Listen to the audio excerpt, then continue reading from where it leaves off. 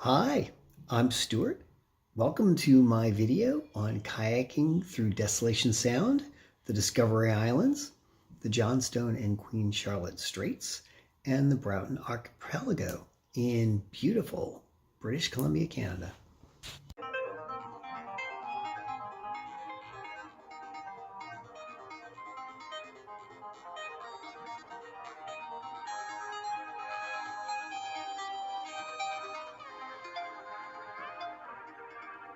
That was the sound that woke me up every morning. I would usually set my alarm because it could take me up to 2 hours to get up, break camp, cook my breakfast, get packed, and get on the water. So I didn't want to lose too much of the morning. When the sound went off, I'd look out the window and see what kind of day I got. Jen couldn't really tell a lot of the time from the tent because the canopy overhead was so dense that I couldn't see the sky. British Columbia is a tropical rainforest, and so often I would have to get up out of my tent and walk down to the beach to see what kind of a day it was going to be. And they were always different. So I was off the grid most of the time. I usually did not have a weather forecast, so I never knew when I woke up in the morning whether I was going to be greeted with a beautiful day, with a day that started out foggy and cleared up and turned beautiful, or was crummy and was going to stay crummy.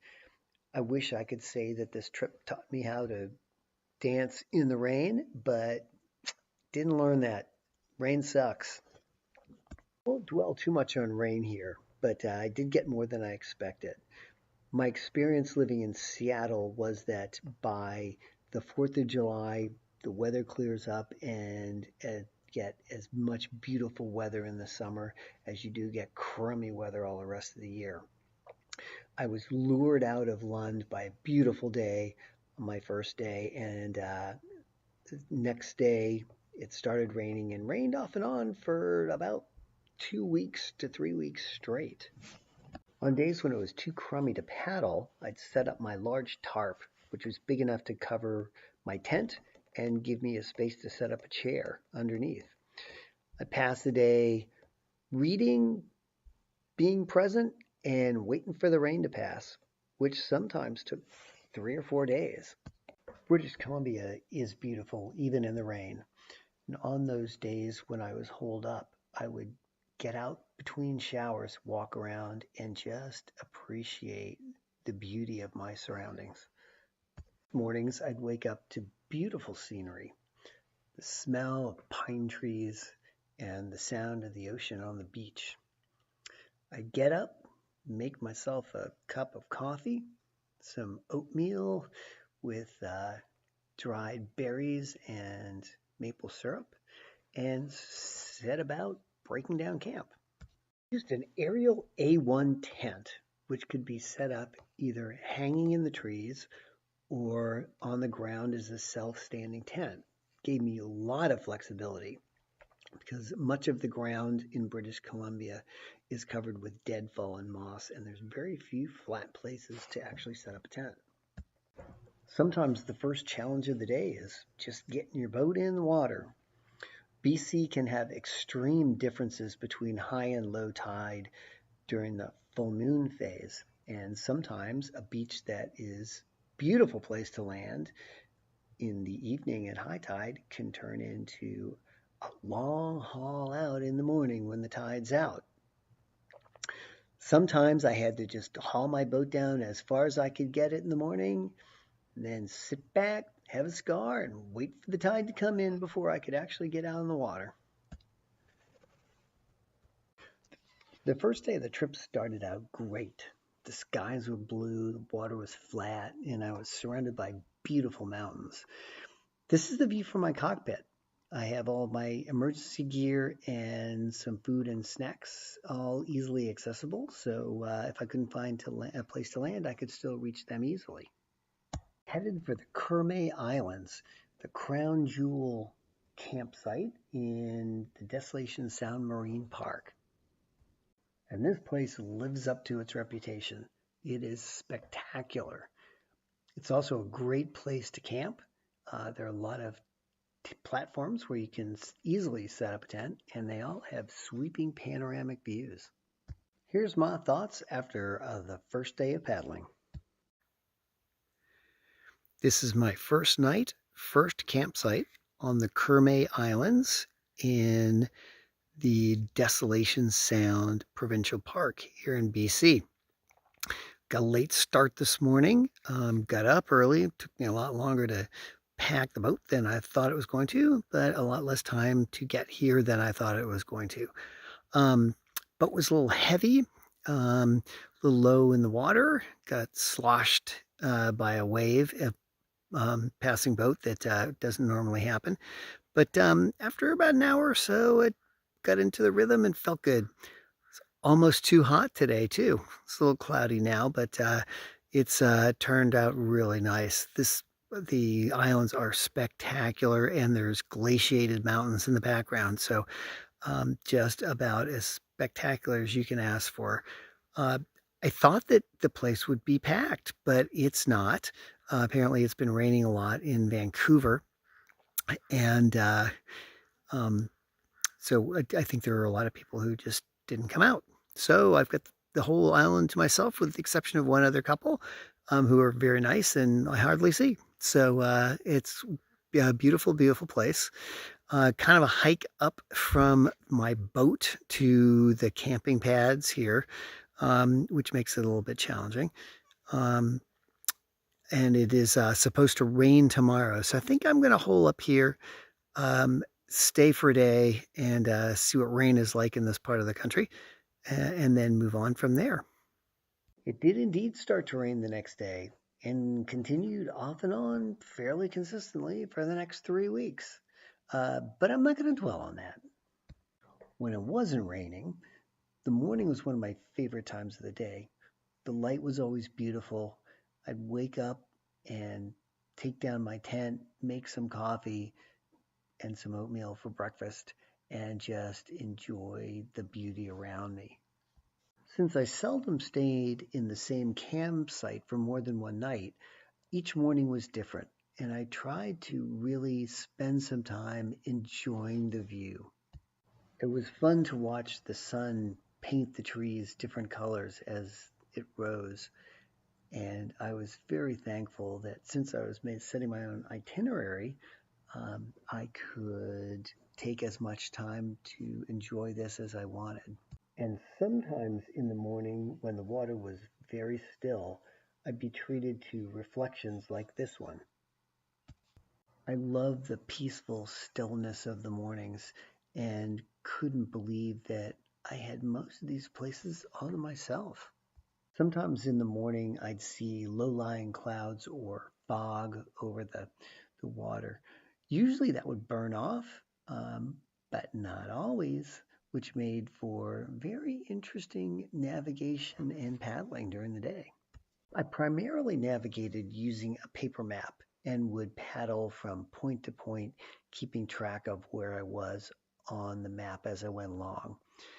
I did have 3 GPSs with me, and thankfully only needed to use them 2 or 3 times to verify my position. So with my course set for the day, I'd hit the water.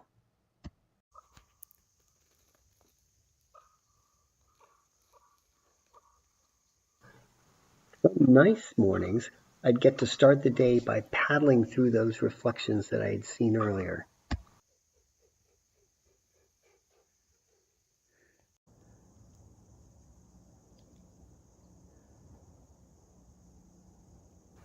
And even when the weather wasn't great, there's always another beautiful view around the next corner.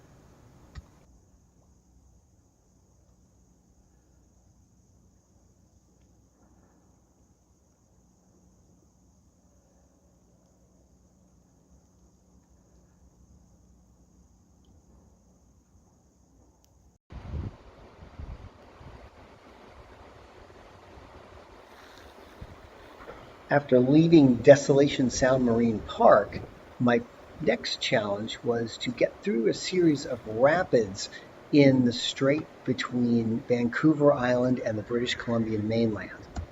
The tides move huge amount of waters through these narrows that create whirlpools, whitewater, and even waterfalls.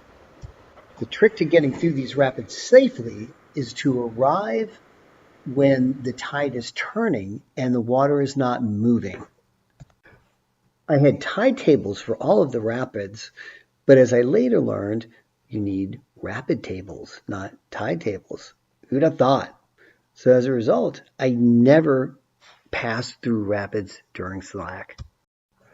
The first set of narrows I had to make it through were at surge narrows, which is where I later found out is where people go to practice their whitewater kayaking skills. Here's what happened. Here's the challenge. I am at surge narrows. The water is flowing, the tide's coming in. I want to go against it, and I have to get up through these rapids somehow. I don't think I can paddle against them. I could wait for 6 hours until the tide changes and go through then, or I can try pulling the boat around this point into this shallow or into this calm bay here where I can continue to head out toward the ocean and against the tide. So that's what I'm going to try. We'll see what happens. I got around the point, but after several attempts at paddling and pulling, I realized I couldn't get any farther. So I landed on a rock shelf in that little bay and started to make my dinner. As I mentioned, the tide was coming in, and I very quickly started to lose all of the ledge that I landed on. That night, the tide came in so high that there was no beach left, and I had to tie my boat to a tree and let her float free in the bay during the evening. I climbed up a big bank and was able to find a great place to hang my tent, so it turned out having a really good night. Coastal British Columbia is a temperate rainforest, and for a guy who grew up in the suburbs, this place is like Hobbit land. Moss, ferns, and funky mushrooms grow everywhere. Since the forest was so dense, I usually only saw land animals when I surprised them from the water. In the case of black bear encounters, that was just fine. There are two types of bears in British Columbia, grizzlies and black bears. Thankfully, I never had a grizzly bear encounter. This guy I watched from the shore, and he didn't seem particularly interested in me. But I did have another interesting black bear encounter. This bear story starts with water. I could carry about 4.5 gallons of fresh water with me, which I could make last for about 5 or 6 days if I was careful. So I was always on the lookout for freshwater sources. I saw a lot of water, but it was often like this, pouring out of the side of the hill and down onto a beach that I couldn't access. When I did find an accessible stream, the water was often tinted brown or tan from the deadfall tannins upstream. It gave the water a kind of tea flavor, which I became very fond of. You can see the fresh water here flowing into the green of the seawater.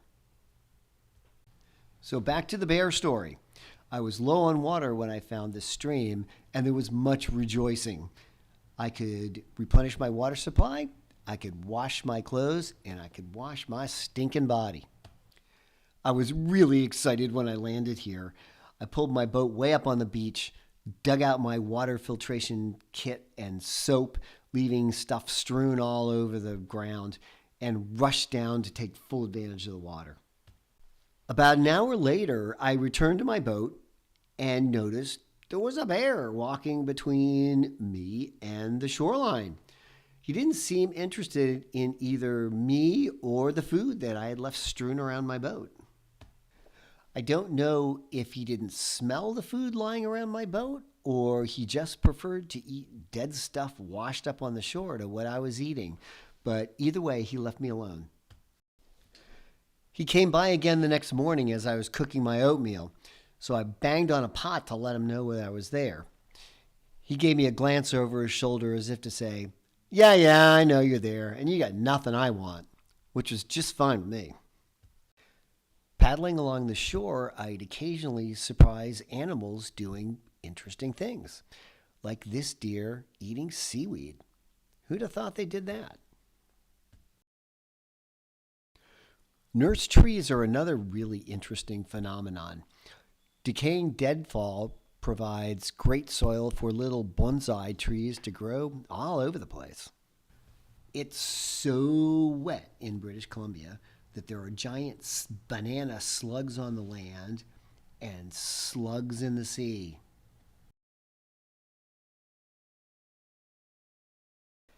Paddling along the shore, the forest and the sea seem to mix, with barnacles growing on tree roots. And brightly colored starfish, sea urchins, and crabs roam back and forth between the water and the land. Forests of kelp grow in the shallows, and they're huge. This one is probably about 20 feet long. Kelp was my friend. It would show me which way the tide was running. More importantly, kelp beds gave me a place to rest. Even if I couldn't land, I could pull into a kelp bed, and no matter how fast the current was running, it would hold me in place. It was in the water that I saw some of the coolest things. One day when paddling in the Johnstone Strait, I pulled in for lunch, turned around, and saw this herd of porpoises cruising past me.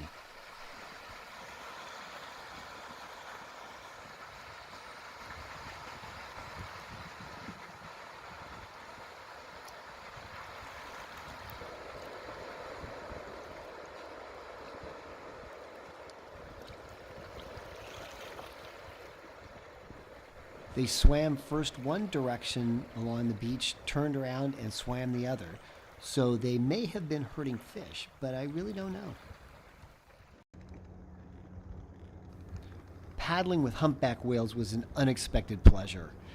One of my favorite campsites was along Active Pass, which is a humpback migration route. The humpbacks paraded past my campsite morning, noon, and night. I was able to sit out and watch them while I was eating dinner, fell asleep listening to them sound, and got up in the morning and had breakfast watching them go by. Even though they came really close to me when I was on the water, I never feared them. They didn't seem interested in me, and the chances of one coming up right underneath me were pretty small.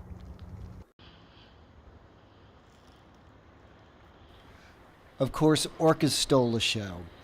They would pop up occasionally, and I had a chance to paddle with them several times. It was always cool.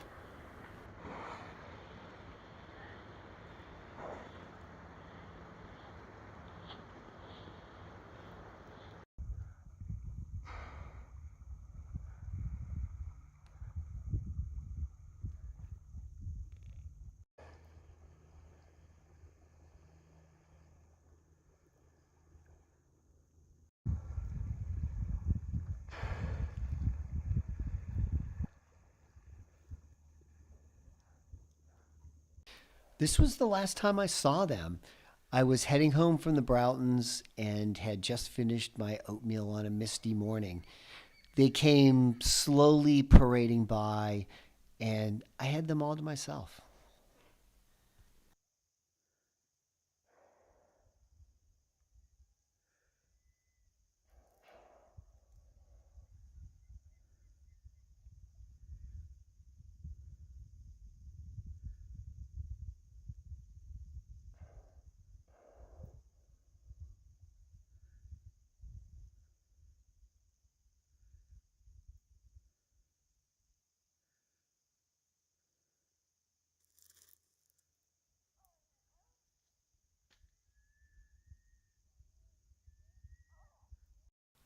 Orcas come to British Columbia for salmon, seals, and sea lions.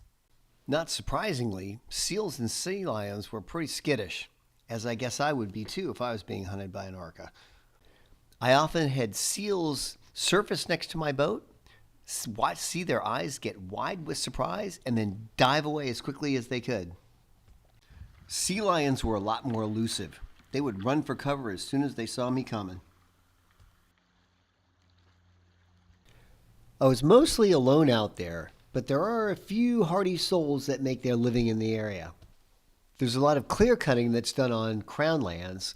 Fortunately, most of that I could not see from the water. If the logs are cut down by the water, they're taken down to the shore, bundled up, and then eventually towed away by tug. Occasionally I'd run across a fish farm. These are being phased out because it turns out they're great places for diseases to grow, and those diseases are easily passed off to the wild fish population. They make a lot of noise too, so I could hear them coming long before I saw them. Occasionally I'd paddled past a few folks who were living and making a living off the grid. I met one of these very interesting people at a campsite, and I will introduce you to them later. I paddled past several First Nations villages where I could see their totem poles and lodges from the water.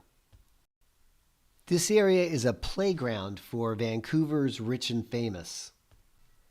I paddled past a lot of huge yachts cruising around, but sometimes it just takes too long to get to the cabin by boat, so you gotta take your seaplane. There were a few floating marinas around that catered to the yachties, and I always made a point of visiting them. Since most of these marinas were built on floats, it made accessing their docks from a kayak somewhat challenging. But I could almost always get water and ice cream there, which made me highly motivated to scale the docks. And when there was a place for me to land at these marinas, I'd always use the back servants' entrance. Every 3 weeks or so, I would start to run out of food and head back to Port McNeill and my food stash. I love this place. There's a campground close to town with hot showers and a laundry. The incredibly accommodating harbor master let me stash all of my food in his office where I could access it whenever I came in. Port McNeill has great restaurants and coffee shops with free Wi-Fi where I could catch up on my email and what was going on in the rest of the world. And it's a working port, so there were hardware and marine stores where I could get the material I needed to repair or replace my equipment. I got to hang out one Saturday with the locals at a drag race, my first ever. A little of this goes a long way, but it was still a lot of fun.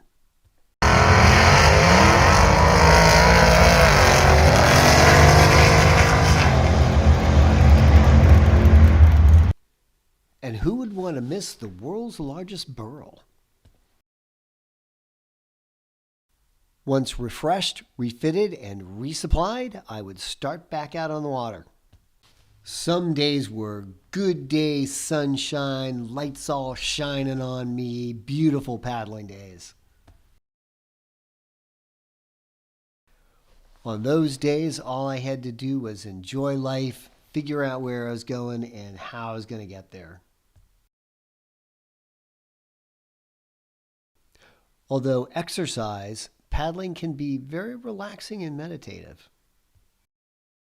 Sometimes it seemed like the sea and the sky were inverted and I was paddling through the sky. I never knew what I was going to see around the next island or even where I was going to sleep, but that was okay. I knew it would come out right. The sun was warm but not hot, and the air was crisp and fresh. I was self-sufficient, independent, and totally free. Being out on a trip this long really allowed me to focus on being present and involved in the world around me. It didn't really matter what day it was. All I really had to worry about was shelter, food, and water. And staying safe. As long as those things were taken care of, the rest of life was gravy, and there was a lot of it around. I read Walden while I was out there, and this passage struck me as particularly true of me. He wrote, "In our most trivial walks, we are constantly, though unconsciously, steering like pilots by certain well-known beacons and headlands. And if we go beyond our usual course, we still carry in our minds the bearing of some neighboring cape, and not till we are completely lost or turned around do we appreciate the vastness and strangeness of nature. Every man has to learn the points of the compass again and often as he awakes, whether from sleep or abstraction. Not till we are lost, in other words, not till we have lost the world, do we begin to find ourselves and realize where we are and the infinite extent of our relations." I never really got lonely out there. I missed Jen, but I knew she was off on an adventure of her own, bicycling across the country. Every night I would send her my GPS coordinates so she would know where I was, and a short message letting her know that I was okay. I experienced enough rain in the beginning of the trip that I knew that these beautiful days were precious and to be fully enjoyed. It was always fun paddling underneath the overhanging pine trees. The trees would only grow down as far as the high tides would allow them, and when the tides were down, I could paddle along underneath the overhanging boughs.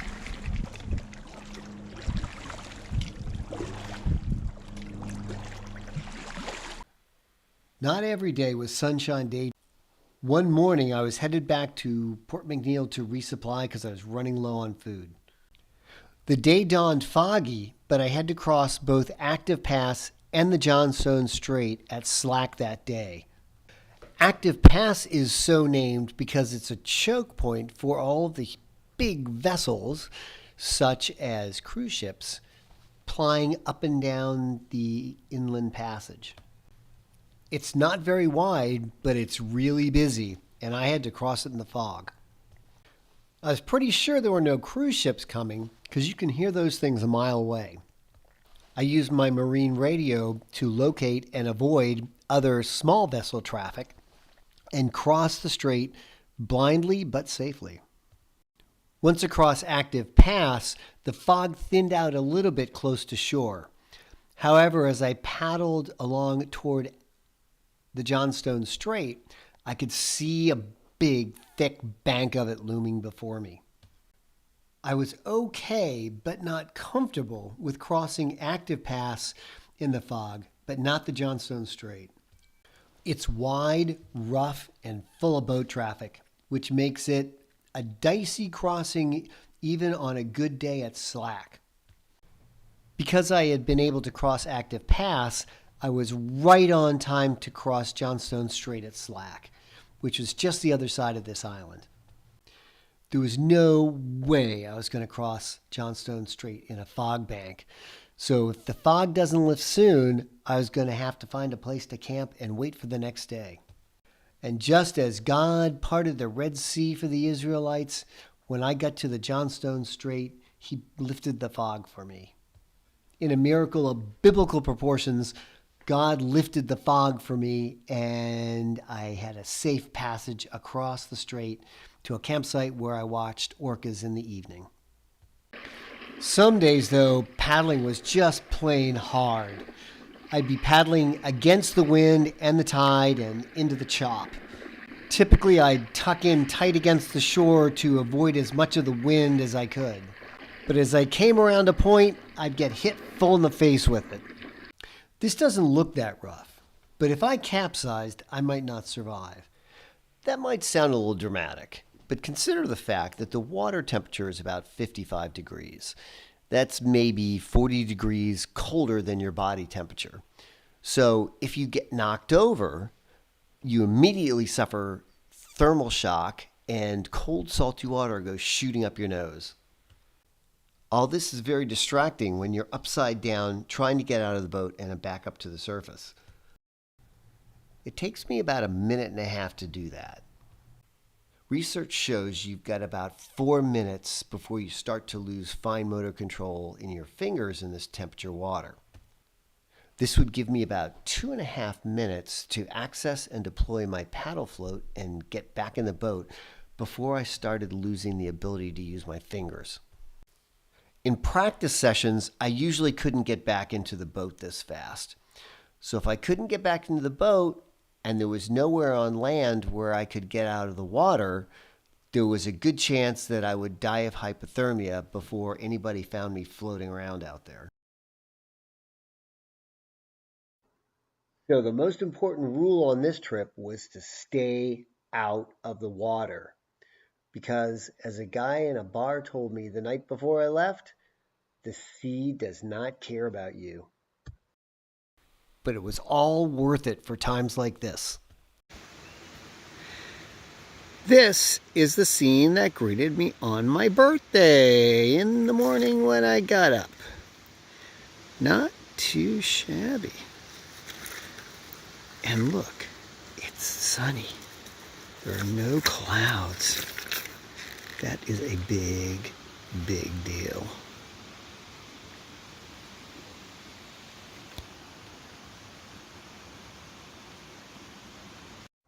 About 4 o'clock, I'd start looking for a place to camp. I had a map with recommended campsites, but it was old and often inaccurate, so frequently I had to find my own. In these situations, I often found myself in beautiful surroundings, but with nowhere to land. Beaches can be few and far between in British Columbia. The land often drops straight down into the water, so the first requirement of finding a campsite is finding a place to land. When I found a beach, they weren't always beautiful. Sometimes they were rocky, slippery, and covered with sharp things like oyster shells. When I landed on this beach, I was surprised I didn't scare this gull away as I slipped and slid and flailed and cursed, hauling my boat up over the rocks. But he just looked at me impassively and uncaringly, even when I threatened to catch him and eat him for dinner. That was a tough landing. Once on land, I still had to get off the beach. I frequently had to climb over more rocks and through a thick salal underbrush. Salal grows a foot to 2 feet high and is virtually impossible to get through. But if you could get past the obstacles, the campsites were often stunning. I never knew what I was going to get at developed campgrounds. On the map, this one had a campground, marina, and seaplane base. After a hard paddle with visions of cheeseburgers dancing in my head, this is what I was greeted with: a sunken dock. And most disappointing of all was that somebody had already taken the only usable campsite. Turns out that person was Dominique. He's one of the coolest, most interesting people I would meet on this trip. In ways we were very different. He had paddled all the way from Victoria and was living off the land. But we were both exploring the wilderness solo and shared a sense of adventure. We got along great. I took a day off to rest, refit, and recharge, and just hang out with him. And during that time, he taught me a lot. I spent another night with an unexpected campmate. I landed on this beach after a hard day's paddle late in the afternoon with the skies darkening and rain threatening. The beach is composed of oyster and clam shells discarded over hundreds, if not thousands of years by First Nations people. After setting up my tarp and tent, I noticed that I was going to be sharing the site with the memory, if not remains, of Charlie Panquite, a First Nations member who had died in 1946. I explained my situation to Charlie and promised that I would be very respectful of his site. He must have been okay with that because I spent a very peaceful night there. I spent another couple of nights at this beautiful First Nations site. A couple from the sailboat in the background landed on the beach to walk their dog, and we had great fun swapping off-the-grid adventure stories. After 2 days, we all cleared out as a First Nations tribe was coming in to use the island as a youth camp for a week. At the end of the day, after I had set up camp and finished dinner, I'd explore the woods and the beaches. Some places like this offered not only whale watching opportunities, but the chance to find fossils among the rocks as well.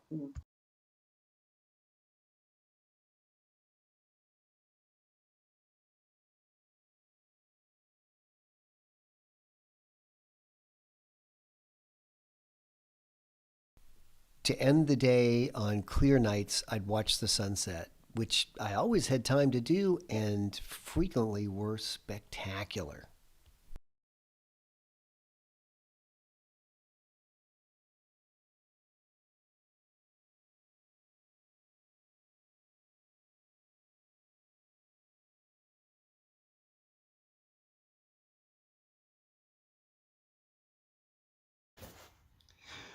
So there you have it.